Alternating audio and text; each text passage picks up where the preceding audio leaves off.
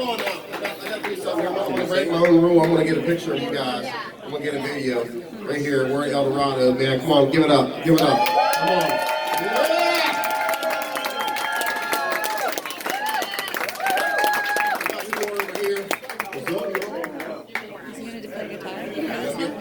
Yeah! I'll get it.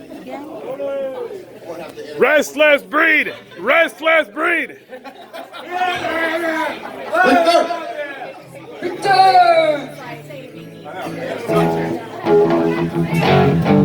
Yeah!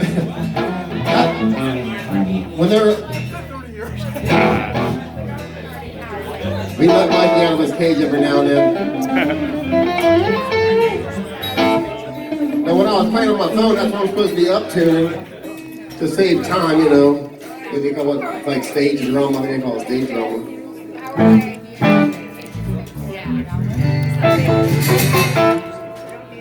All right, this is I was driving down I-70. This is a true story. It's called a true story. And I was heading to Zanesville, because I live there sometimes.